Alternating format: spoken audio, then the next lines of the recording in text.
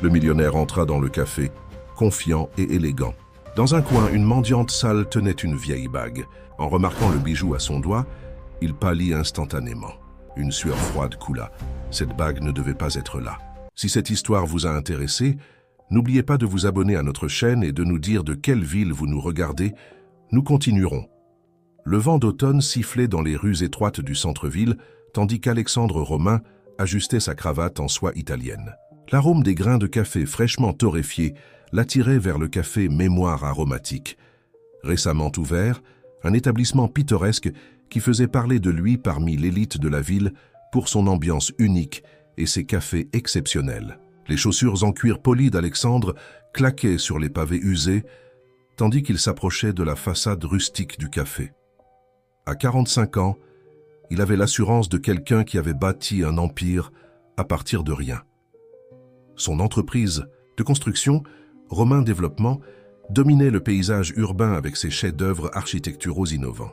L'intérieur du café était un mélange magistral de luxe moderne et de charme vintage, avec des murs de briques apparentes ornés de photographies sépia et des luminaires en cuivre qui projetaient une lueur chaleureuse sur les tables en bois sculptées à la main. Alexandre s'installa dans un box d'angle, appréciant les détails de design réfléchi qui lui rappelaient les cafés qu'il avait fréquentés pendant ses années d'études en Europe. « Notre mélange signature, monsieur Romain ?» La voix de la barista portait une note de fierté, tandis qu'elle plaçait la tasse fumante devant lui. Le riche arôme déclencha une cascade de souvenirs qu'il avait soigneusement enfermés pendant des décennies. Alors qu'il portait la tasse à ses lèvres, un mouvement à l'extérieur de la fenêtre attira son attention. Une silhouette dépenaillée était blottie contre le mur du bâtiment, ses vêtements en lambeaux et ses cheveux emmêlés contrastant fortement avec l'atmosphère raffinée du café. Alexandre évitait généralement de regarder de telles scènes, les considérant comme des aspects malheureux mais inévitables de la vie urbaine. Pourtant, quelque chose chez cette femme en particulier retenait son regard. Un éclat argenté captait la faible lumière du soleil d'automne, attirant son attention sur sa main. Là, au milieu de la saleté et de l'usure, une délicate bague en argent ornait son doigt. Une émeraude, petite mais brillante, lui faisait un clin d'œil à travers la crasse. La main d'Alexandre trembla, faisant éclabousser du café sur la nappe blanche immaculée. Cette bague. Il connaissait cette bague. Le cadre unique, la façon dont l'émeraude était nichée entre deux feuilles d'argent, elle était identique à celle qu'il avait offerte à Isabelle Martinez 23 ans plus tôt. Le souvenir le frappa avec une force inattendue. Une chaude soirée de printemps, le jardin de l'université en pleine floraison, les yeux d'Isabelle brillant plus que l'émeraude, tandis qu'il glissait la bague à son doigt. Son café refroidi, tandis qu'il restait figé, les souvenirs affluents. Isabelle avait été tout pour lui pendant ses dernières années d'université. Brillante, passionnée et déterminée à changer le monde, elle avait remis en question sa vision privilégiée du monde et lui avait ouvert les yeux sur des perspectives qu'il n'avait jamais envisagées. Leur amour avait été intense, envahissant, jusqu'à ce que l'ultimatum de son père le force à choisir entre elle et son avenir dans l'entreprise familiale. La jeune femme à l'extérieur bougea et l'émeraude capta à nouveau la lumière. Le cœur d'Alexandre s'emballa tandis qu'il étudiait plus attentivement ses traits. Elle ne pouvait pas avoir plus de 22 ans, et il y avait quelque chose de terriblement familier dans la courbe de sa mâchoire, l'arc de ses sourcils, le timing. Ce ne pouvait pas être une coïncidence. Ses mains tremblaient lorsqu'il saisit son téléphone, cherchant les coordonnées de Jacques Morin, son détective privé le plus fiable. Le message était bref, besoin d'une vérification des antécédents immédiate. Niveau de priorité, personnel. En attendant la réponse de Morin, Alexandre ne pouvait détacher ses yeux de la jeune femme. Elle avait le nez d'Isabelle, réalisa-t-il avec une certitude croissante. Et lorsqu'elle tourna la tête pour regarder une voiture qui passait, il reconnut son propre profil dans ses traits. Le poids de la possibilité pesait sur sa poitrine, rendant sa respiration difficile. Il avait quitté Isabelle pour poursuivre ses ambitions sans jamais regarder en arrière, sans jamais se demander ce qu'elle était devenue. Maintenant, 2 décennies plus tard, les conséquences de ses choix se trouvaient juste devant sa fenêtre, portant la bague de son ancienne amante et présentant une ressemblance troublante avec eux deux. Le monde parfaitement ordonné d'Alexandre commença à basculer sur son axe. Si ses soupçons étaient corrects, chaque décision qu'il avait prise Chaque succès qu'il avait obtenu serait vu sous un nouveau jour. L'empire qu'il avait construit, la réputation qu'il s'était forgée, rien de tout cela ne l'avait préparé à ce moment. La jeune femme se leva, rassemblant ses maigres possessions dans un sac à dos usé. Sans y réfléchir, Alexandre se retrouva à se lever de son siège, attiré vers la porte par une force inexorable. 23 ans de distance soigneusement maintenue s'effondrèrent face à une simple bague en argent et un visage qui portait des échos du sien. La brise d'automne portait un froid amer lorsqu'Alexandre sortit du café, son cœur battant contre ses côtes. La jeune femme avait déjà commencé à s'éloigner, ses épaules voûtées contre le vent. Il accéléra le pas pour la rattraper. Des années de confiance en salle de conseil d'administration, l'abandonnant alors qu'il cherchait les mots justes. « Excusez-moi » appela-t-il, sa voix plus rauque que prévu. « Cette bague que vous portez… » Elle se retourna et le souffle d'Alexandre se bloqua dans sa gorge. De près, la ressemblance était indéniable. Ses yeux, bien que méfiants, avaient la même intensité dont il se souvenait dans le regard d'Isabelle, combinée à quelque chose de distinctement familier dans son propre reflet. Quoi ? Sa voix portait une note défensive, mais il y avait autre chose, un soupçon de prononciation raffinée qui semblait en contradiction avec sa situation actuelle. Le calme soigneusement construit d'Alexandre se fissura. « Où l'avez-vous eue ? » ?»« C'était celle de ma mère. » Elle serra son sac à dos usé plus fort, reculant d'un pas. Elle a dit qu'elle venait de quelqu'un d'important, mais ça n'a plus d'importance maintenant. Son rire amer portait des échos de douleur qui serrèrent à la poitrine d'Alexandre. « Votre mère » parvint-il à dire, la gorge sèche. Son nom était-il Isabelle ? Isabelle Martinez ? Les yeux de la jeune femme s'élargirent légèrement avant de se plisser de suspicion. « Comment connaissez-vous ce nom ?» Avant qu'Alexandre ne puisse répondre, son téléphone vibra. Le rapport préliminaire de Jacques Morin s'afficha sur l'écran. Sujet, Sophie Martinez. Âge, 22 ans. Mère, Isabelle Martinez. Père, inconnu. Statut actuel, sans abri depuis environ 8 mois. Adresse précédente. Le monde sembla tourner tandis qu'Alexandre assimilait l'information. 22 ans. Le timing correspondait parfaitement à ces dernières semaines avant qu'il ne parte pour sa nouvelle vie, dans une autre ville. Il n'avait jamais su. Isabelle ne lui avait jamais dit. « Je m'appelle Alexandre Romain, dit-il, observant attentivement son visage. J'ai connu votre mère il y a de nombreuses années, à l'université. » L'expression de Sophie passa de la suspicion à la reconnaissance, puis à quelque chose de plus difficile à lire. Romain, comme dans Romain Développement, son rire était tranchant, coupant. Le même Romain Développement qui a racheté le centre communautaire où travaillait ma mère, celui qui a forcé des dizaines de familles à quitter leur maison pour ce complexe d'appartements de luxe. Alexandre eut l'impression d'avoir été frappé. Il se souvenait de ce projet. C'était l'un des premiers grands développements de son entreprise dans cette zone. Il n'avait jamais fait le lien avec Isabelle, n'avait jamais considéré le coût humain de ses décisions commerciales. « Je ne savais pas », commença-t-il, mais Sophie l'interrompit. « Il y a beaucoup de choses que vous ne saviez pas, monsieur Romain. » Elle jouait distraitement avec la bague, un geste si évocateur d'Isabelle que cela lui fit mal au cœur.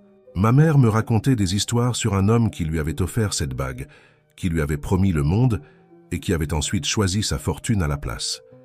Elle n'a jamais dit son nom, mais je me suis toujours demandé. Le téléphone. D'Alexandre vibra à nouveau avec plus de détails de l'enquête de Morin. Ses yeux captèrent des fragments d'informations. Isabelle Martinez, résidence actuelle, quartier du Bois-Vert, travailleuse sociale, problème de santé. Phil né le 15 février. Les pièces du puzzle s'assemblaient avec une clarté dévastatrice. Il avait une fille qui avait vécu dans la rue pendant qu'il organisait des galas de charité dans son appartement en Penthouse. Une fille qui portait la bague de sa mère, sa bague, comme un talisman d'un passé qu'il avait abandonné. « Sophie », dit-il, son nom sonnant à la fois étranger et familier sur sa langue. « Je pense que nous devons parler. Il y a beaucoup de choses que je dois vous dire et encore plus que je dois comprendre. » Elle l'étudia pendant un long moment, son regard reflétant des années de questions et d'incertitudes. « Pourquoi maintenant ?» demanda-t-elle finalement. « Pourquoi, après toutes ces années, devrais-je écouter quoi que ce soit de ce que vous avez à dire ?» La vérité se coinça dans la gorge d'Alexandre. Comment pouvait-il expliquer qu'une rencontre fortuite dans un café avait brisé la façade soigneusement construite de sa vie? Comment pouvait-il lui dire que voir cette bague, la voir elle, l'avait forcé à affronter les conséquences de choix qu'il avait faits des décennies auparavant? Parce que, dit-il lentement, je pense que je suis votre père, et parce que je crois que je vous dois à vous et à votre mère plus qu'une vie d'explication. L'expression de Sophie resta méfiante, mais quelque chose changea dans ses yeux, un éclair de la même curiosité qui l'avait attirée vers Isabelle toutes ces années auparavant. Elle serra la sangle de son sac à dos plus fort, ses phalanges blanches autour du tissu usé, comme pour s'ancrer contre le poids de ses paroles. Le quartier du Bois-Vert était bien loin des rues polies du centre-ville qu'Alexandre fréquentait habituellement. Ici, les bâtiments portaient à leur âge sans prétention, leurs peintures défraîchies et leurs escaliers grinçants racontant des histoires de vie vécues en marge de la société. Alors qu'il suivait les indications de Morin jusqu'à la résidence actuelle d'Isabelle, chaque pas semblait plus lourd que le précédent. Sophie avait accepté de le rencontrer ici, insistant sur le fait que toute conversation sur leur passé devait inclure sa mère. Elle marchait légèrement devant lui maintenant, son profil familier étant un rappel constant de la vérité qu'il avait découverte quelques heures auparavant. Le sac à dos usé pendait toujours à ses épaules. Elle avait refusé son offre de le ranger dans sa voiture. Elle travaille tard au centre communautaire la plupart du temps, expliqua Sophie, sa voix mêlant fierté et défensive. Le nouveau de l'autre côté de la ville, après que le vôtre ait détruit l'original. L'accusation flottait dans l'air entre eux, tranchante et indéniable. Ils montèrent 3 étages dans un immeuble qui avait clairement connu des jours meilleurs. Les lumières du couloir clignotaient par intermittence, projetant d'étranges ombres sur le papier peint qui se décollait. Alexandre remarqua les mouvements exercés de Sophie. Elle savait quelle planche du plancher éviter, quel virage de l'escalier était traître. C'était un chemin qu'elle avait parcouru de nombreuses fois auparavant. « Maman » appela Sophie en frappant à la porte de l'appartement 3C. « Il y a quelqu'un ici que tu dois voir. » La porte s'ouvrit et Alexandre se retrouva face à face avec Isabelle Martinez pour la première fois en 23 ans. Le temps avait gravé de nouvelles rides autour de ses yeux et de sa bouche, mais son regard portait toujours cette même intelligence féroce dont il se souvenait. Elle portait des vêtements simples, un jean et un pull délavé, mais se tenait avec la même dignité qui l'avait d'abord attiré vers elle à l'université. La reconnaissance dans ses yeux se transforma rapidement en choc, puis en quelque chose de plus proche de la colère. Alexandre?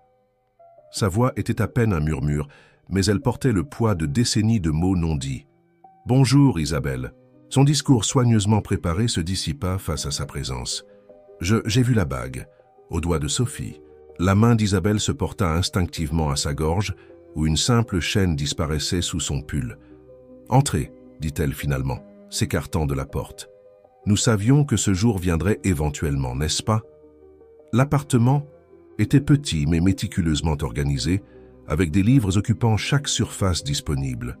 Des manuels de travail social côtoyaient des romans usés et des brochures de sensibilisation communautaire. Une collection de photographies encadrées attira l'attention d'Alexandre. Sophie, au fil des ans, toujours avec Isabelle, leur sourire lumineux malgré des environnements modestes. « Tu ne m'as jamais dit, » dit-il doucement, incapable de détacher ses yeux d'une photo d'Isabelle tenant Sophie nouveau-née. « Tu n'as jamais demandé, » répondit Isabelle, sa voix ferme mais teintée d'une vieille douleur. « Tu as été très clair sur tes priorités quand tu es parti, Alexandre. Ton entreprise familiale, ton futur empire, c'était tes choix. Je les ai respectés. En me cachant ma fille, les mots sortirent plus durement qu'il ne l'avait voulu, des décennies d'opportunités perdues pesant soudainement lourdement sur sa conscience. Le rire d'Isabelle était amer. Te l'a caché? Comme tu nous as caché les plans de démolition du centre communautaire, comme tu as gardé secret le rôle de ton entreprise dans le déplacement de centaines de familles, jusqu'à ce qu'il soit trop tard? Sophie se déplaça pour se tenir à côté de sa mère, leur front uni étant un rappel frappant de toutes les années qu'il avait manquées. « Maman a essayé de contacter ton bureau, » dit-elle, « quand les plans de développement ont été annoncés pour la première fois. Elle pensait que peut-être, étant donné votre histoire, je n'ai jamais vu de message, » interrompit Alexandre. Mais même en parlant, un souvenir remonta à la surface. son assistante mentionnant une femme persistante d'une organisation communautaire, quelqu'un prétendant avoir un lien personnel. Il avait été trop occupé par les délais du projet pour enquêter. « Bien sûr que non, » soupira Isabelle.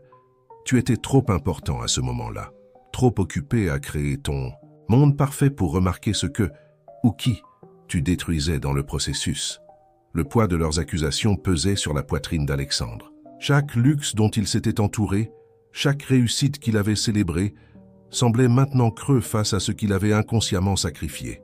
« Quand j'ai découvert que j'étais enceinte, » continua Isabelle, sa voix s'adoucissant, légèrement, « j'ai essayé de décider ce qui serait le mieux pour notre enfant. Un père qui avait déjà choisi ses ambitions au détriment de tout le reste, ou la vérité sur ses origines et les valeurs auxquelles je croyais. » Sophie se déplaça vers la fenêtre, sa silhouette se détachant dans la lumière déclinante. L'émeraude de sa bague captait les derniers rayons du soleil, projetant des ombres vertes sur le mur. « Toutes ces années, dit-elle doucement, à regarder tes bâtiments s'élever, à voir ton nom dans les journaux. Je n'ai jamais imaginé que tu étais plus qu'un autre homme d'affaires fortuné détruisant des communautés pour le profit. » Ces mots frappèrent Alexandre comme des coups physiques. Il avait passé des années à cultiver son image d'entrepreneur à succès, sans jamais considérer comment ses actions pourraient affecter ceux qu'il avait laissés derrière lui. L'ironie que sa propre fille soit parmi ceux que ses pratiques commerciales avaient lésés était presque trop lourde à supporter. Le silence qui remplissait l'appartement d'Isabelle était chargé de 2 décennies de vérités non dites. Dehors, les lampadaires commençaient à s'allumer, projetant de longues ombres sur le tapis usé. Alexandre se tenait près de la bibliothèque, étudiant une photo récente de Sophie lors de ce qui semblait être un événement communautaire, son sourire lumineux et engagé alors qu'elle travaillait avec un groupe d'enfants. « Elle a toujours eu ton don pour créer des liens avec les gens, » dit doucement Isabelle, suivant son regard. « Même après tout, après avoir perdu notre appartement, après les difficultés, elle n'a jamais perdu cette capacité à voir le meilleur chez les autres. » Alexandre se tourna pour leur faire face à toutes les deux, la gorge serrée par l'émotion. « Je veux arranger les choses, » dit-il. « Quoi qu'il en coûte. Je sais que je ne peux pas changer le passé, mais sûrement il doit y avoir quelque chose. »« Arranger les choses ?» La voix de Sophie se brisa d'incrédulité. « Comment exactement comptez-vous faire cela? Écrire un chèque? Construire un autre complexe de luxe avec une section symbolique de logements abordables? C'est votre solution à tout, n'est-ce pas ?» Isabelle posa doucement sa main sur l'épaule de sa fille, mais ses yeux restèrent fixés sur Alexandre. « Il y a des choses que l'argent ne peut pas réparer, Alexandre. La confiance, par exemple, ou le temps perdu. »« Je comprends cela, » répondit-il, passant une main dans ses cheveux grisonnants. « Mais j'ai des ressources, des connexions. Sophie ne devrait pas vivre dans la rue. Aucune de vous ne devrait lutter comme ça. »« Nous ne sommes pas votre cas de charité, » rétorqua Sophie, mais Isabelle leva une main pour l'arrêter. « Il y a quelque chose que tu dois savoir, » dit Isabelle, sa voix prenant un ton différent. Elle se déplaça pour s'asseoir, et Alexandre remarqua pour la première fois avec quelle précaution elle s'installait dans le fauteuil, comme si chaque mouvement nécessitait une réflexion attentive. « Maman, » avertit Sophie, mais Isabelle secoua la tête. « Il doit savoir, ma chérie. » Isabelle prit une profonde inspiration, ses mains serrées sur ses genoux. « On m'a diagnostiqué une maladie progressive. Les médecins sont... Disons que le temps est devenu plus précieux que jamais. » La nouvelle frappa Alexandre comme un coup physique.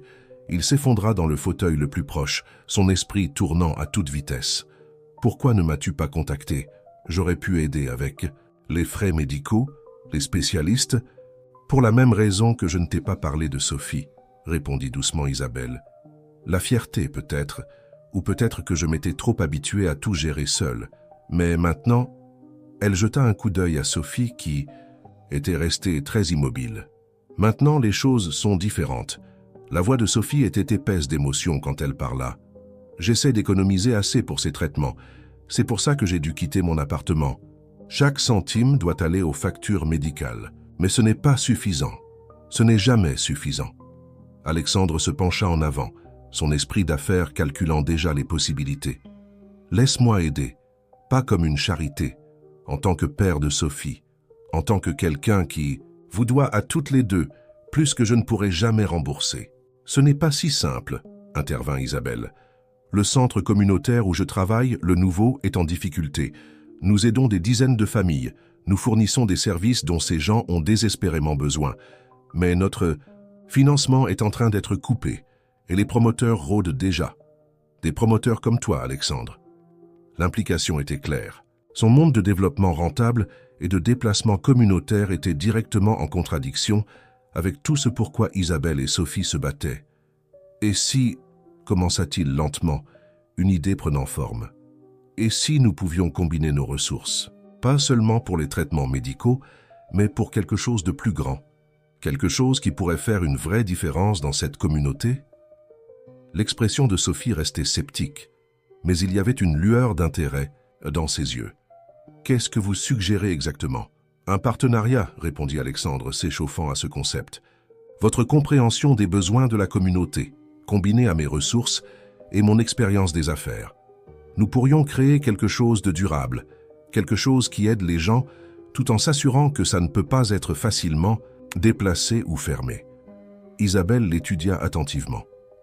L'Alexandre que je connaissais à l'université parlait de changer le monde, avant que l'ambition et les attentes familiales ne changent ses priorités.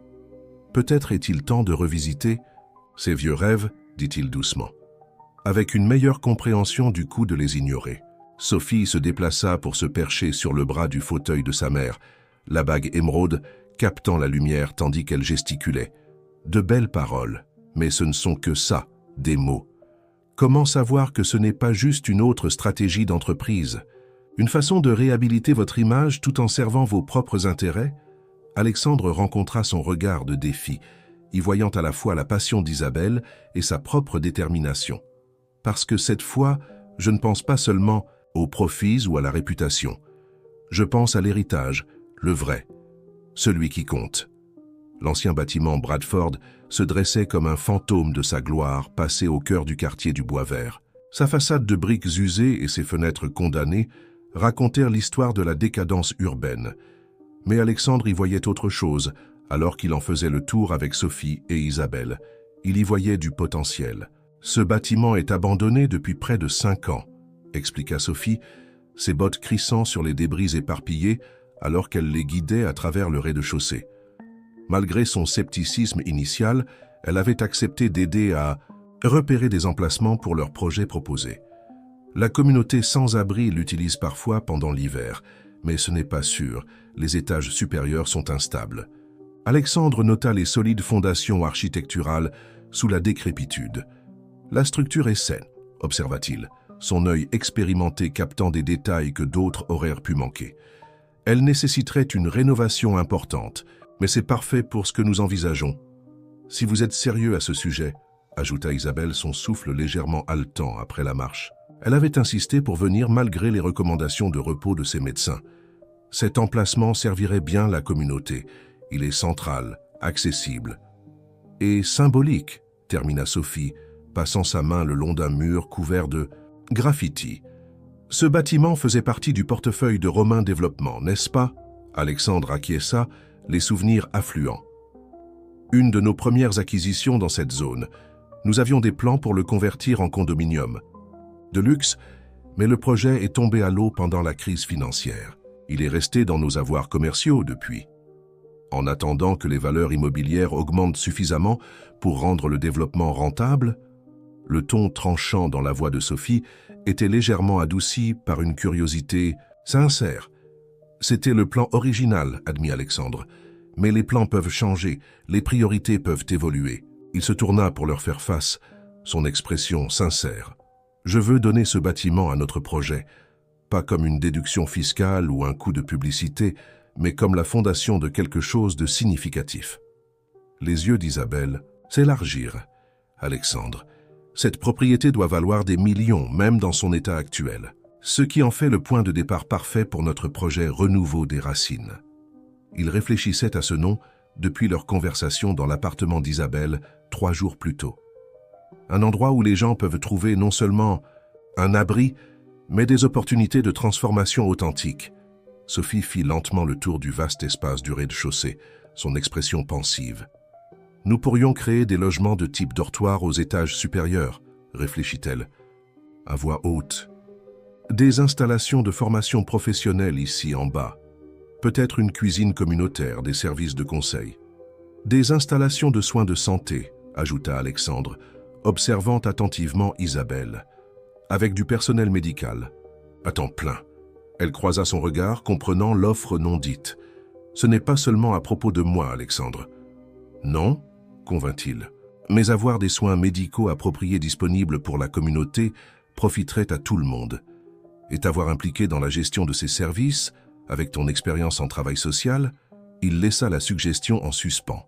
Sophie avait arrêté de faire les 100 pas et fixait maintenant un rayon de soleil qui passait à travers une fenêtre brisée. Les particules de poussière dansant dans le faisceau semblaient la captiver. « Quand je vivais dans la rue, dit-elle doucement, la partie la plus difficile n'était pas le froid ou la faim. C'était le sentiment que personne ne vous voyait plus comme une personne. Vous deveniez invisible, ou pire, un problème à résoudre. » Isabelle se déplaça pour se tenir à côté de sa fille, leurs ombres se fondant sur le sol jonché de débris. « C'est pourquoi le centre communautaire était si important, » ajouta-t-elle.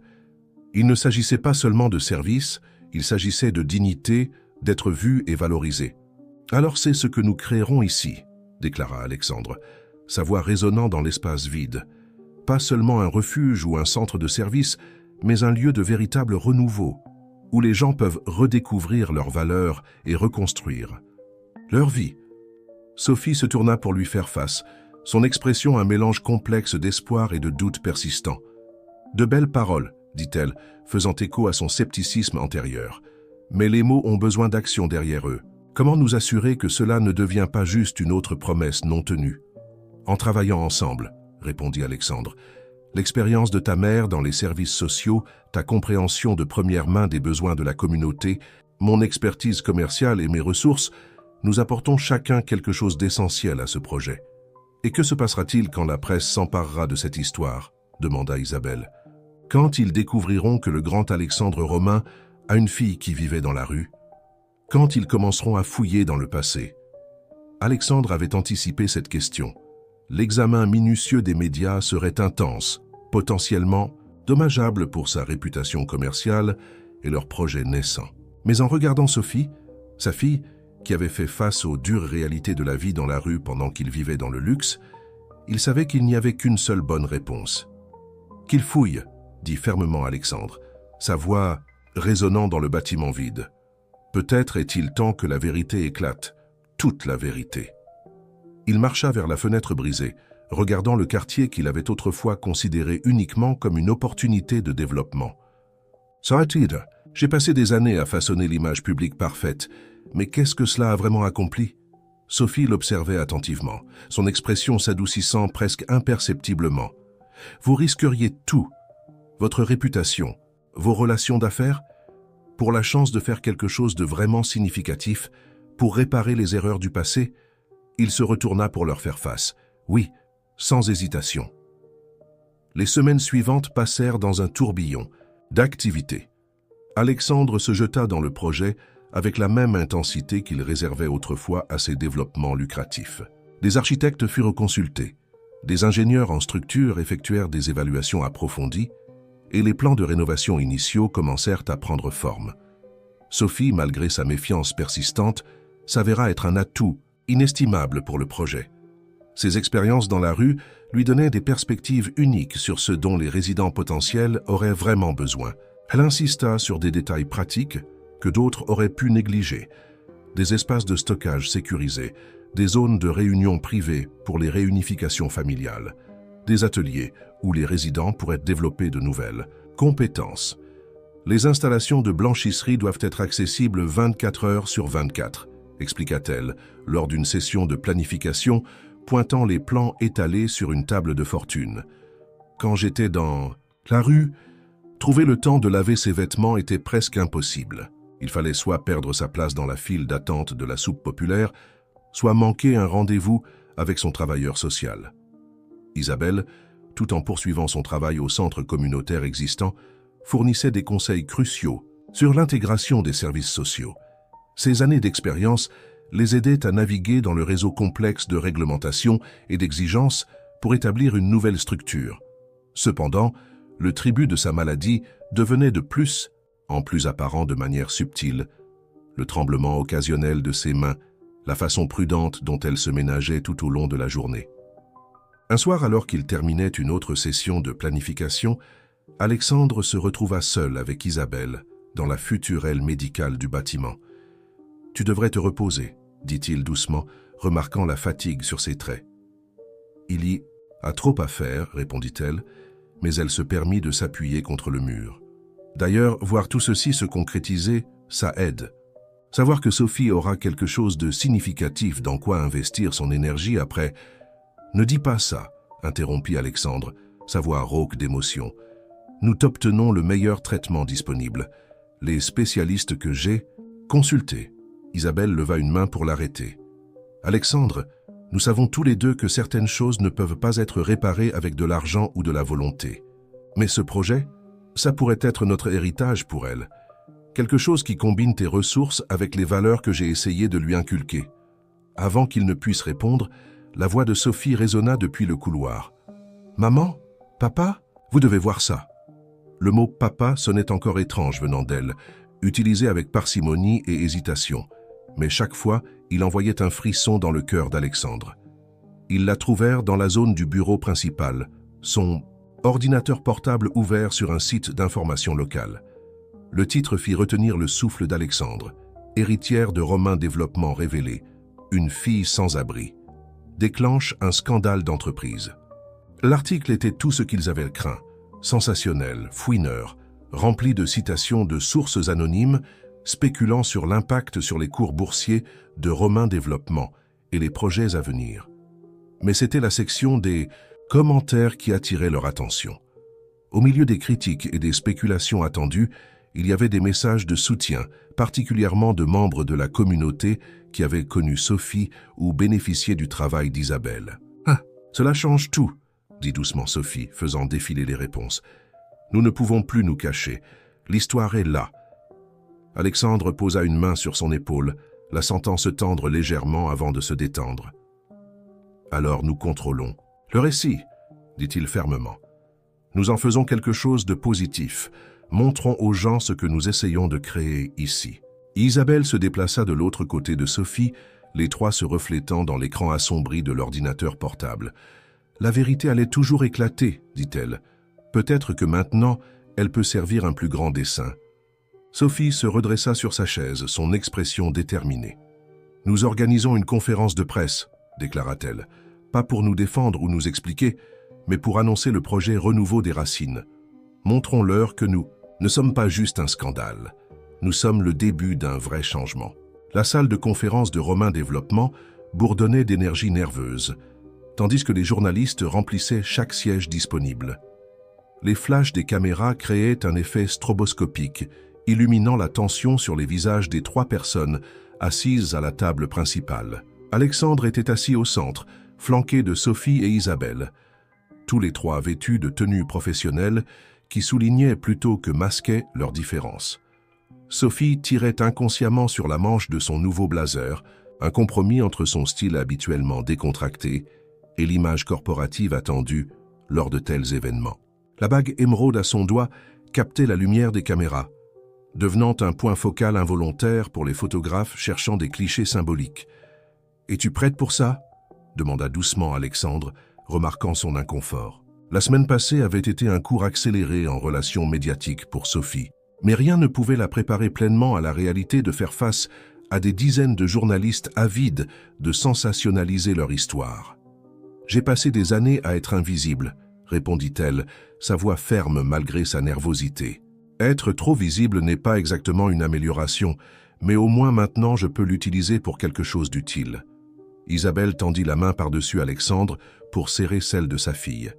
Le geste fut capté par plusieurs caméras, devenant immédiatement le genre de moment d'intérêt humain que leur équipe de relations publiques aurait payé pour avoir.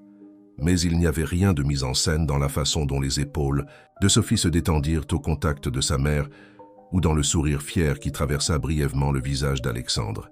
La conférence de presse commença par une déclaration formelle d'Alexandre, esquissant le projet Renouveau des Racines dans ses grandes lignes. Il parlait avec l'assurance polie de quelqu'un habitué à parler en public, mais il y avait une nouvelle nuance d'émotion sincère dans sa voix. Romain Développement s'est toujours enorgueilli de construire l'avenir, commença-t-il, ces mots soigneusement choisis.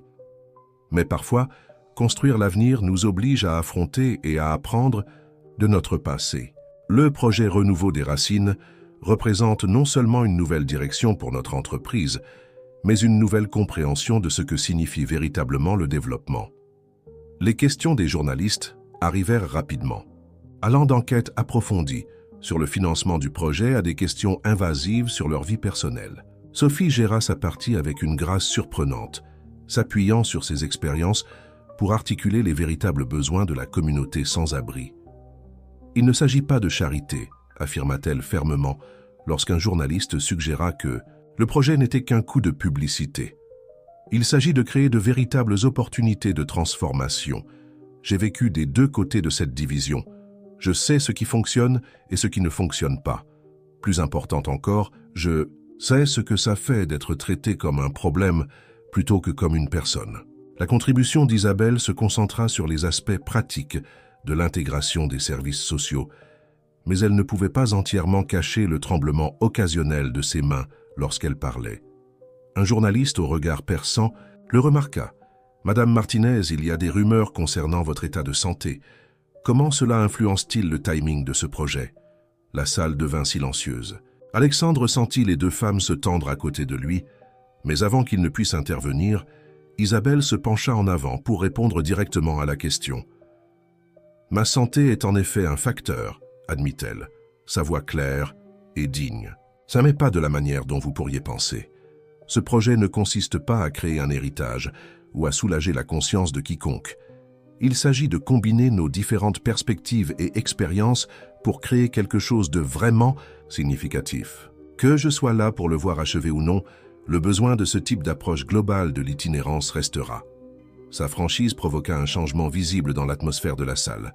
Les questions qui suivirent devinrent plus substantielles, se concentrant sur les détails pratiques du projet et son impact potentiel plutôt que sur le drame familial. Alors que la conférence de presse touchait à sa fin, une jeune journaliste leva la main. « Madame Romain » commença-t-elle, s'adressant à Sophie par le nom de famille de son père pour la première fois. Le léger sursaut de Sophie à ce nom n'était visible que pour ceux qui la connaissaient au bien. « Vous êtes dans une position unique pour faire le pont entre deux mondes très différents. Comment comptez-vous utiliser cette perspective dans votre rôle chez Renouveau des Racines ?» Sophie jeta un coup d'œil à ses parents avant de répondre. Dans ce bref moment, quelque chose de subtil mais significatif passa entre les trois. Une compréhension partagée, une reconnaissance silencieuse de la distance qu'ils avaient parcourue et de celle qu'il leur restait encore à parcourir. « J'ai appris que chaque histoire a plusieurs facettes, » répondit Sophie d'un ton réfléchi. « En grandissant, j'ai vu une perspective. Vivre dans la rue m'en a montré une autre. Et maintenant ?» Elle fit un geste pour inclure à la fois Alexandre et Isabelle. « Maintenant, j'apprends que les plus grands défis nous obligent souvent à embrasser des vérités apparemment contradictoires. Renouveau des Racines ne consiste pas à effacer les différences ou à prétendre que le passé n'a pas existé. Il s'agit de trouver des moyens de faire croître quelque chose de nouveau à partir de racines compliquées. » Les retombées de la conférence de presse se répercutèrent dans leur vie comme des vagues provoquées par une pierre jetée dans une eau calme.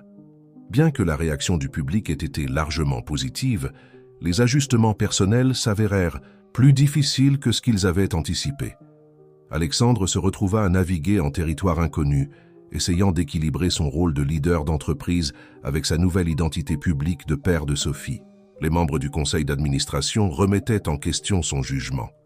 Des partenaires commerciaux de longue date exprimaient leurs inquiétudes quant à la nouvelle direction de l'entreprise, et les concurrents saisissaient l'opportunité de remettre en question la position de Romain Développement sur le marché.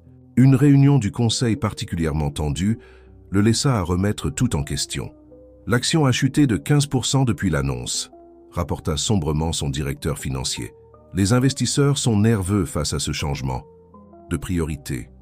Ils parlent d'une crise de leadership. » Alors ils ne comprennent fondamentalement pas ce que signifie le leadership, répondit Alexandre, sa voix ferme malgré son tourment intérieur.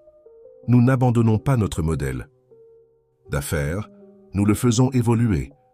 Le projet Renouveau des Racines ne concerne pas seulement la responsabilité sociale. Il s'agit de créer un modèle durable de développement communautaire qui profite à tous. Pendant ce temps, Sophie luttait avec ses propres transitions. La communauté des sans-abri dont elle avait fait partie la voyait maintenant différemment, certains avec espoir et d'autres avec suspicion. Son anonymat précédent avait été remplacé par une reconnaissance constante, rendant impossible le travail de sensibilisation de rue qu'elle avait trouvé si significatif. Un soir, elle se retrouva à son ancien lieu de couchage derrière la bibliothèque publique, maintenant occupée par une jeune femme qui lui rappelait douloureusement elle-même quelques mois auparavant. « Ils disent que tu es la fille de Romain », dit la femme, serrant son sac à dos usé de manière protectrice. « C'est vrai ?»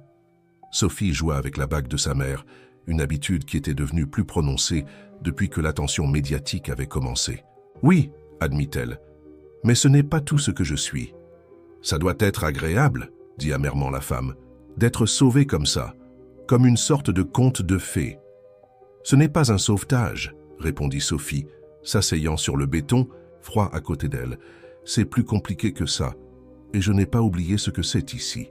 C'est pourquoi je travaille si dur sur Renouveau des Racines, parce que je sais que nous avons besoin de plus que des solutions temporaires. » Isabelle observait ses luttes depuis une position de plus en plus précaire. Sa santé continuait de décliner, bien qu'elle se battît pour maintenir son emploi du temps habituel. L'aile médicale de Renouveau des Racines devint à la fois un projet professionnel et une nécessité personnelle, alors qu'elle aidait à concevoir des services dont elle savait qu'elle aurait bientôt besoin elle-même. Lors d'une session de planification, elle dut s'excuser brusquement, ses mains tremblant trop pour tenir ses papiers. Alexandre la trouva dans le futur bureau médical, essayant de se recomposer. « Tu n'as pas à te pousser si fort, » dit-il doucement, l'aidant à s'asseoir. « Le projet avancera que tu sois à chaque réunion ou non. J'ai besoin d'être ici, » insista-t-elle. Pas seulement pour le projet, mais pour Sophie. Elle essaie si fort de faire le pont entre ces différents mondes et je la vois lutter. Elle a besoin de nous deux en ce moment, Alexandre.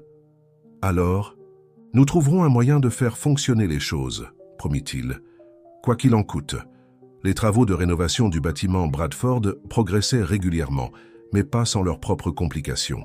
Chaque jour apportait de nouveaux défis, des problèmes structurels qui nécessitaient des solutions coûteuses, des réglementations de zonage qui devaient être naviguées, des préoccupations communautaires qui demandèrent de l'attention. Sophie se jeta dans ces problèmes pratiques, trouvant que le travail physique l'aidait à s'ancrer lorsque le poids émotionnel devenait trop lourd. Alexandre la trouvait souvent sur le site tard dans la soirée, révisant des plans avec les entrepreneurs ou résolvant des problèmes logistiques. Une nuit, il la découvrit assise seule dans ce qui deviendrait l'espace commun du bâtiment, entourée de plans et de poussière de construction. « Tu te souviens de ce que tu as dit lors de la conférence de presse ?» demanda-t-il, s'installant à côté d'elle. À propos d'embrasser des vérités contradictoires, Sophie hocha la tête, ne levant pas les yeux des plans. « Je pense que... Je commence enfin à comprendre ce que cela signifie, » continua-t-il. « Ce projet, il nous force tous à affronter des parties de nous-mêmes que nous préférerions ignorer. L'homme d'affaires en moi ne cesse de calculer les risques et les pertes, tandis que le père en moi veut juste arranger les choses. »« Et lequel gagne ?» demanda Sophie, rencontrant finalement son regard. Alexandre fit un geste vers l'espace autour d'eux, les murs à moitié finis, les poutres exposées, le potentiel prenant forme au milieu du chaos. « Je ne pense plus qu'il s'agisse de gagner. Peut-être s'agit-il de trouver un moyen pour que les deux parties coexistent, même lorsqu'elles semblent tirer dans des directions opposées. » Le temps automnal devint rude à l'approche de novembre, apportant avec lui un sentiment d'urgence pour achever la première phase du projet Renouveau des Racines. La rénovation du bâtiment Bradford avait considérablement progressé, mais chaque pas en avant semblait apporter de nouveaux défis. Le titre du journal local du matin n'aidait pas, le projet de rédemption de Romain, noble cause ou erreur. Coûteuse. Sophie se tenait dans ce qui serait bientôt la zone d'accueil du bâtiment, regardant un groupe d'ouvriers installer les grandes fenêtres de façade. Chaque panneau de verre coûtait plus qu'elle ne gagnait autrefois en un mois, de petits boulots. Un fait qui la mettait encore mal à l'aise malgré son implication croissante dans les décisions financières du projet. L'installation du système de sécurité est en retard sur le calendrier, dit-elle à Alexandre alors qu'il la rejoignait, son manteau de designer poudré de débris de construction. Et les entrepreneurs en chauffage ont trouvé plus de problèmes. Avec l'ancien système de conduit, nous regardons un retard d'au moins une semaine de plus. Alexandre hocha la tête, son expression pensive. Nous ajusterons le calendrier. L'important est de bien faire les choses. Il fit une pause, étudiant le profil de sa fille. Tu es ici depuis l'aube, n'est-ce pas? Je n'arrivais pas à dormir, admit-elle. Maman a passé une mauvaise nuit. Le nouveau médicament ne fonctionne pas aussi bien que les médecins l'espéraient. La mention de la santé déclinante d'Isabelle jeta une ombre sur leurs deux visages. Elle avait été admise à l'hôpital 2 fois au cours du mois précédent, chaque séjour étant plus long que le précédent. Les médecins parlaient de plus en plus prudemment des options de traitement et des considérations sur la qualité de vie. Elle insiste toujours pour être impliquée dans chaque décision, continua Sophie, sa voix serrée par l'émotion. Hier, elle examinait les sélections, de meubles pour les chambres du dortoir depuis son lit d'hôpital. Les infirmières ont dû pratiquement la forcer à se reposer. Ça ressemble bien à Isabelle, dit doucement Alexandre. Elle n'a jamais pu se détacher de quelque chose en quoi elle croyait, même à l'université. Il se tourna pour faire face à Sophie. Tu sais, tu n'as pas apporté tout cela seul. Le projet, la santé de ta mère, l'attention médiatique. Je ne suis pas seule, interrompit Sophie, les surprenant tous les deux par la certitude dans sa voix. C'est tout le but, n'est-ce pas, de tout ceci? Elle fit un geste vers l'espace autour d'eux, où des dizaines de travailleurs donnaient vie à leur vision partagée. Il y a quelques mois, je dormais dans des bâtiments abandonnés. Maintenant, j'aide à en transformer un en quelque chose qui pourrait changer des vies. Leur conversation fut interrompue par le téléphone d'Alexandre, qui vibrait avec un message urgent. Son expression s'assombrit en le lisant. La réunion du conseil municipal a été avancée. Quelqu'un a déposé une plainte concernant nos permis de zonage. « Laisse-moi deviner », dit amèrement Sophie. « Des promoteurs concurrents? Entre autres. Il y a un groupe de propriétaires d'entreprises locales qui prétendent que le projet va changer le caractère du quartier. » L'ironie dans sa voix était tranchante. Elle s'inquiète de la baisse des valeurs immobilières si nous commençons à fournir des services à la population sans abri. Le rire de Sophie ne contenait aucun humour. Comme s'il n'y avait pas déjà des gens qui dormaient dans leur entrée chaque nuit. Au moins, nous essayons d'offrir des solutions. Avant qu'Alexandre ne puisse répondre, son téléphone sonna à nouveau. Cette fois, l'appel venait de l'hôpital. L'état d'Isabelle s'était aggravé pendant la nuit et les médecins voulaient en faire plus de tests. La nouvelle les frappa tous les deux durement, mais de manière différente, Alexandre commença immédiatement à passer des appels à des consultants spécialistes, tandis que Sophie devint silencieusement concentrée, se jetant dans le travail du projet avec une intensité renouvelée. En fin d'après-midi, le temps était passé de simplement froid à activement hostile, avec une pluie verglaçante martelant les fenêtres nouvellement installées. Sophie se tenait dans la future aile médicale, où l'équipement était livré et installé sous la supervision de consultants en soins de santé. Chaque pièce de machinerie lui rappelait un équipement similaire qu'elle avait vu dans la chambre d'hôpital de sa mère. Mademoiselle Romain, un des chefs de projet, s'approcha avec une tablette pleine de décisions nécessitant son approbation. Le nom sonnait encore étrange. Elle avait été Sophie Martinez toute sa vie, mais elle avait appris à y répondre, comprenant sa valeur stratégique pour le projet. Alors qu'elle examinait les documents, un tumulte près de l'entrée du bâtiment attira son attention. Un groupe de personnes s'était rassemblé malgré le mauvais temps, tenant des pancartes protestant contre le projet. Parmi eux, Sophie reconnut des visages de son époque dans la rue, des personnes qui se sentaient trahies par sa nouvelle position, qui la voyaient comme ayant abandonné leur communauté pour une vie de privilège. « Devrions-nous appeler la sécurité ?» demanda nerveusement le chef de projet, mais Sophie se dirigeait déjà vers l'entrée. « Non », dit-elle fermement. « Ce sont exactement les personnes que nous essayons d'aider. S'ils ont des inquiétudes, nous devons les écouter. » Alexandre, de retour de l'hôpital où il avait coordonné avec l'équipe médicale d'Isabelle, trouva Sophie assise avec les manifestants dans la future salle communautaire du bâtiment. Elle les avait fait entrer pour les abriter du froid, leur avait fourni du café de la cuisine temporaire et écoutait attentivement leurs craintes et leurs frustrations. « Nous n'avons pas besoin d'une autre institution nous disant ce dont nous avons besoin », disait un homme, sa veste usée goûtant sur le nouveau revêtement de sol. « Nous sommes tous passés par le système. Ça ne fonctionne pas. »« Vous avez raison », répondit Sophie, sa voix portant le poids de l'expérience personnelle. « C'est pourquoi nous essayons de créer quelque chose de différent. Mais nous avons besoin de votre contribution pour bien faire les choses. » La réunion communautaire improvisée dans le bâtiment Bradford s'étendit jusque dans la soirée. Alexandre observait depuis l'embrasure de la porte, tandis que Sophie facilitait la discussion, sa capacité naturelle à faire le pont entre différents mondes devenant de plus en plus évidente. Elle avait gardé sa franchise forgée dans la rue tout en développant une autorité tranquille, qui lui rappelait étonnamment Isabelle.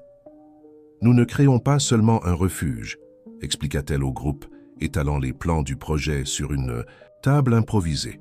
« Il s'agit de construire une communauté. Chaque personne qui franchira ses portes aura son mot à dire sur la façon dont les choses fonctionnent. » Les manifestants, initialement hostiles, commencèrent à s'engager dans les « plans ». Leurs suggestions étaient pratiques, nées d'une expérience difficile. Des espaces de stockage sécurisés pouvant accueillir des chariots de course, des zones accueillant les animaux de compagnie, des salles de réunion privées pour les réunifications familiales. Sophie notait tout, croisant occasionnellement le regard d'Alexandre avec un air qui disait clairement « Tu vois, c'est pour ça que nous avons besoin de leur contribution. » Plus tard dans la nuit, alors qu'ils rendèrent visite à Isabelle à l'hôpital, Sophie partagea les événements de la journée avec sa mère. Malgré sa fatigue, Isabelle écouta attentivement, offrant des idées issues de ses années d'expérience en travail social.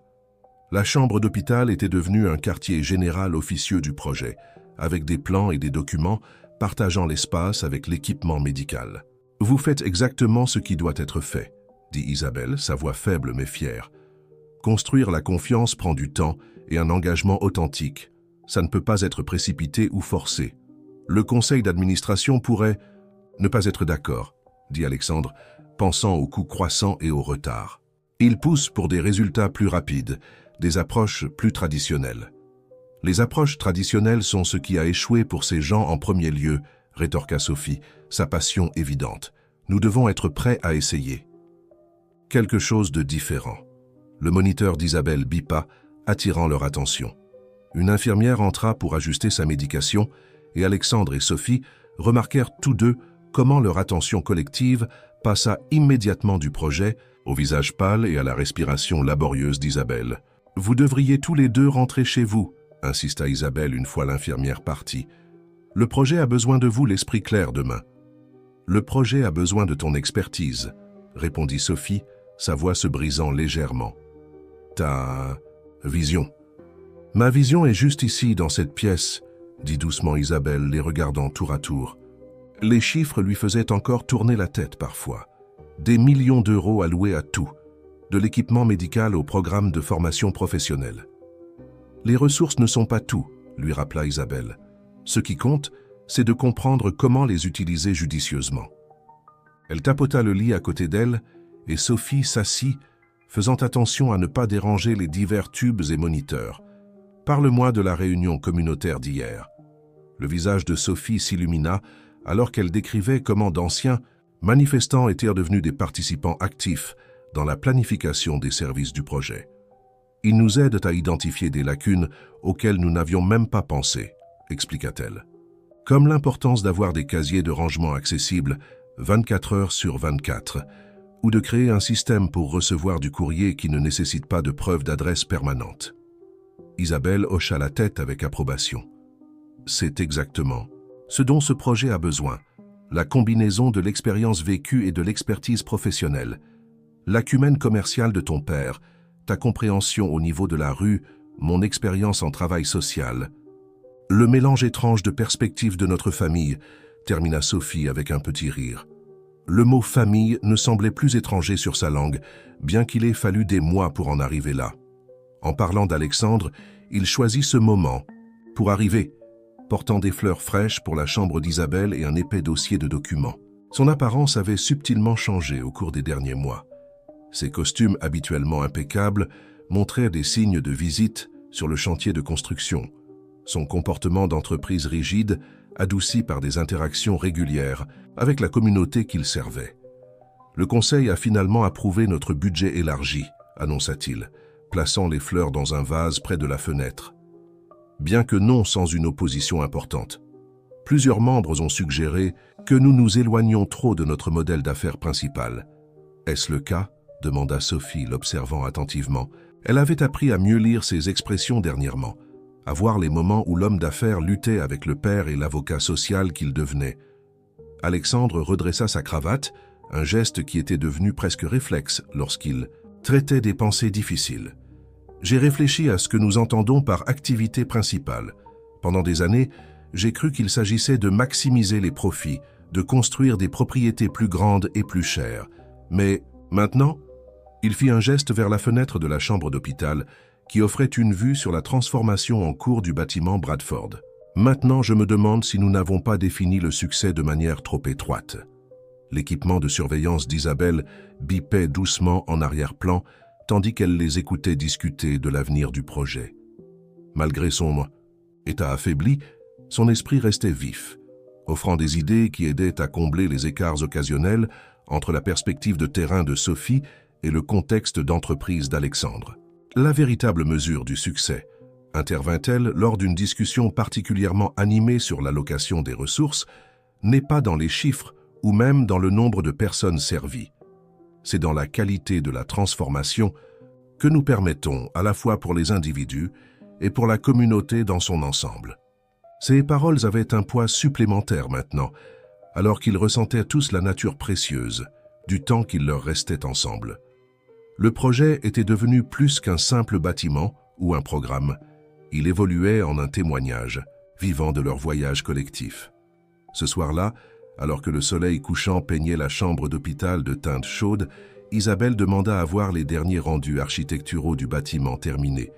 Ses mains tremblaient légèrement alors qu'elle traçait les lignes de la future aile médicale qui porterait son nom. « C'est magnifique », murmura-t-elle, ses yeux brillants de larmes retenues. « Mais rappelez-vous, la vraie beauté viendra des vies changées entre ces murs. » Sophie et Alexandre échangèrent des regards, reconnaissant tous deux le sens plus profond de ces paroles. Vous deux, travaillant ensemble, trouvant un moyen de combiner vos différentes forces, c'est plus que je n'aurais jamais imaginé possible. Le matin suivant apporta de nouveaux défis. L'examen du zonage par le conseil municipal avait révélé des complications supplémentaires, nécessitant des modifications coûteuses à leur plan. Alexandre passa des heures en réunion avec des avocats et des responsables de la ville, se battant pour maintenir le projet sur la bonne voie. Pendant ce temps, Sophie dirigeait une équipe de bénévoles pour mettre en place la première section achevée du bâtiment, un centre de jour temporaire où les gens pouvaient échapper au temps de plus en plus froid.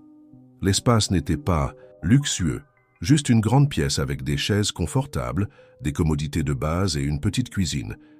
Mais il représentait leur première réalisation tangible. « Ce n'est pas grand-chose », s'excusa-t-elle auprès d'Alexandre lorsqu'il s'échappa enfin de ses réunions pour vérifier leur progrès. « Mais c'est quelque chose de réel, quelque chose d'immédiat pendant que nous travaillons sur le tableau d'ensemble. » Alexandre regarda les bénévoles servir du café chaud aux personnes qui attendaient dehors dans le froid. Parmi eux se trouvaient plusieurs des manifestants de la veille, qui aidaient maintenant à organiser l'espace et à expliquer les services aux nouveaux arrivants. « C'est exactement ce dont nous avons besoin en ce moment, » dit-il, la compréhension le frappant enfin. « C'est ainsi que nous prouvons notre engagement, pas avec de grandes annonces ou des plans élaborés, mais avec une action simple et immédiate. » Leur moment de satisfaction fut interrompu par un appel urgent de l'hôpital. L'état d'Isabelle s'était considérablement détérioré. Le temps qu'ils arrivent, elle était entourée de personnel médical, les machines bipant avec urgence. Les heures passèrent dans un flou de consultations médicales et de décisions difficiles. Sophie refusait de quitter le chevet de sa mère, tandis qu'Alexandre travaillait au téléphone, appelant tous les spécialistes médicaux qu'il connaissait. Mais même ces ressources considérables ne pouvaient pas changer la réalité fondamentale de leur situation. Tard dans la nuit, dans un moment de calme entre les interventions médicales, Isabelle leur fit signe de s'approcher de son lit. Sa voix était à peine un murmure, mais ses mots portaient le poids de toute une vie de sagesse. « Promettez-moi, dit-elle, les regardant tour à tour, promettez-moi que vous ne laisserez pas ce projet devenir juste une autre institution. Il doit être ce que nous avons envisagé, un lieu de véritable transformation, de vraie communauté. » « Nous le promettons, » dit immédiatement Sophie, sa voix épaisse d'émotion. Alexandre hocha la tête, incapable de parler. « Et promettez-moi, » continua Isabelle, sa prise sur leurs mains étonnamment forte, « que vous continuerez à construire ce pont entre vos mondes, pas seulement pour le projet, mais pour vous-même. Certaines choses... » Elle s'arrêta, reprenant son souffle. « Certaines choses valent plus que la fierté ou le profit ou les blessures du passé. » Les semaines qui suivirent remodélèrent leur vie de manière qu'aucun d'entre eux n'aurait pu prédire. L'état d'Isabelle se stabilisa temporairement, mais les médecins étaient clairs sur le pronostic. Elle refusa d'être transférée dans un hôpital plus prestigieux, insistant pour rester près du bâtiment Bradford, où elle pouvait rester impliquée dans le développement du projet. Sophie partageait son temps entre l'hôpital et le chantier de construction, puisant sa force à la fois dans l'esprit inébranlable de sa mère et dans les progrès tangibles de leur travail. Le centre de jour s'était avéré remarquablement réussi, servant de terrain d'essai pour leur vision plus large, tout en apportant une aide immédiate à ceux qui en avaient besoin. Un matin, alors que Sophie examinait les mises à jour de la construction dans la chambre d'hôpital de sa mère, Isabelle l'observait avec un sourire entendu. « Tu me rappelles tellement moi-même à ton âge, » dit-elle doucement, « si déterminée à changer le monde. Avec considérablement plus de ressources à ma disposition, » répondit Sophie, jetant un coup d'œil au dernier rapport budgétaire qu'Alexandre avait laissé pour son examen. Le bâtiment Bradford était plus qu'un simple projet de rénovation. Il devenait un symbole de leur propre transformation, de pont construit entre des mondes qui avaient semblé impossiblement éloignés. « Nous nous en assurerons, promis. » Sophie, sa voix ferme de conviction. « Chaque personne qui franchira ces portes trouvera ce que j'ai trouvé, une chance de reconstruire, de se reconnecter, de redécouvrir sa valeur. » Alexandre posa sa main sur les leurs, complétant leur cercle. « Ensemble », ajouta-t-il, le mot portant le poids de mois d'apprentissage, de croissance et de guérison en tant que famille. La transformation du bâtiment Bradford s'accéléra à l'approche de l'hiver, stimulé par le besoin urgent de fournir un abri contre le temps de plus en plus rude. Ce qui avait été autrefois un symbole de décadence urbaine était maintenant un phare d'espoir, sa façade rénovée se dressant fièrement contre le ciel gris de décembre. Sophie se tenait dans la cuisine communautaire nouvellement achevée, regardant les bénévoles préparer les repas pour le nombre croissant de visiteurs du centre de jour. L'espace bourdonnait d'activités, remplissant l'air de l'arôme réconfortant, de café frais et de nourriture faite maison. Parmi les bénévoles, elle reconnaissait plusieurs visages de sa propre époque dans la rue, des personnes qui avaient initialement protesté contre le projet, mais qui en formaient maintenant le cœur et l'âme. « Nous sommes déjà à pleine capacité la plupart des jours », rapporta Maria, une ancienne sceptique qui était devenue l'une de leurs bénévoles les plus dévouées. Le bouche à oreille se répand sur ce que nous faisons ici. Les gens disent que c'est différent des autres refuges, plus respectueux, plus axé sur un vrai changement. C'est exactement ce que nous voulions, répondit Sophie, se souvenant d'innombrables discussions avec Isabelle sur l'importance de la dignité dans les services sociaux. L'influence de sa mère était évidente dans chaque aspect du projet, de l'atmosphère accueillante au service de soutien complet qu'ils offraient. Alexandre arriva juste au moment où ils servèrent le déjeuner, son costume légèrement froissé après une matinée de réunion avec des donateurs potentiels. La vue de lui retroussant ses manches pour aider à servir les repas ne surprenait plus personne. C'était devenu une partie de sa routine autant que ses responsabilités d'entreprise. « Les inspections de l'aile de santé sont terminées », annonça-t-il, tranquillement à Sophie entre deux portions servies. « Nous pouvons commencer à installer l'équipement la semaine prochaine. Le timing ?» Il fit une pause, tous deux sachant ce qu'il voulait dire. L'état d'Isabelle avait continué à décliner, mais elle tenait bon avec une détermination caractéristique, insistant pour être tenue informée de chaque développement. Plus tard dans l'après-midi, ils apportèrent des photos des progrès à sa chambre d'hôpital. Le personnel médical l'avait déplacé dans une chambre d'angle avec une meilleure lumière et une vue sur le bâtiment Bradford, une petite gentillesse qui signifiait beaucoup pour eux tous. « Racontez-moi tout », insista Isabelle, sa voix faible mais ses yeux brillants d'intérêt. « Comment se développent les programmes de formation professionnelle ?» Sophie partagea des histoires sur leur premier placement professionnel réussi, sur d'anciens résidents revenant comme bénévoles, sur les petites victoires qui s'additionnaient pour créer un changement significatif. Alexandre contribua avec des mises à jour sur le financement et les partenariats communautaires, son expertise d'entreprise maintenant pleinement alignée avec leur mission sociale. « Et la bague émeraude ?» demanda soudainement Isabelle, son regard trouvant le bijou qui ornait toujours le doigt de Sophie. « Continueras-tu à la porter ?» Sophie toucha la bague qui avait commencé tout leur voyage, sa pierre verte captant la lumière de fin d'après-midi. « Bien sûr, dit-elle doucement, c'est plus qu'un simple bijou maintenant, c'est notre histoire. Une histoire de seconde chance, ajouta Alexandre, sa voix épaisse d'émotion, de trouver ce qui compte le plus, même si cela prend des décennies pour y arriver. Isabelle sourit, tendant la main vers leurs deux mains.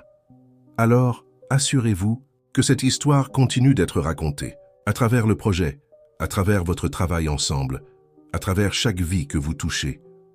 Alors que le soir approchait, apportant avec lui la douce lueur du coucher du soleil, ils s'assirent ensemble, dans un silence confortable. Le bâtiment Bradford se dressait visible par la fenêtre, ses vitres brillant maintenant de verre neuf, ses murs solides et forts. À l'intérieur de ces murs, des dizaines de vies commençaient déjà à changer, tout comme leur propre vie avait été transformée. « Vous savez ce qui me rend le plus fier », dit soudainement Isabelle, sa voix portant une force surprenante. « Pas seulement ce que vous construisez, mais comment vous le construisez, ensemble, apprenant l'un de l'autre, grandissant au-delà de ce que chacun de nous pensait possible. » Sophie se pencha en avant, pressant un doux baiser sur le front de sa mère. « Nous avons eu un bon professeur. »« Le meilleur », acquiesça Alexandre, sa main trouvant l'épaule de Sophie dans un geste qui était devenu naturel au fil des mois. À l'extérieur de la chambre d'hôpital, la ville continuait son rythme sans fin, mais à l'intérieur, le temps semblait ralentir, leur permettant de savourer ces précieux moments ensemble. Le bâtiment Bradford se dressait comme un témoin, silencieux de leur voyage, ses lumières commençant à scintiller alors que l'obscurité tombait, chaque fenêtre représentant une histoire d'espoir, de renouveau, de liens familiaux forgés dans les circonstances les plus inattendues. « Promettez-moi une chose », murmura Isabelle, alors que la nuit s'installait autour d'eux. « Promettez-moi que vous n'oublierez jamais que les plus grandes transformations viennent souvent de nos blessures les plus profondes. Que la guérison ne consiste pas seulement à réparer ce qui est brisé, il s'agit de créer quelque chose de nouveau et de beau à partir des morceaux. » Sophie et Alexandre échangèrent des regards, comprenant les multiples niveaux de signification dans ces paroles. Leur propre parcours de guérison, reflété dans la transformation du bâtiment Bradford, leur avait enseigné cette vérité de la manière la plus profonde possible.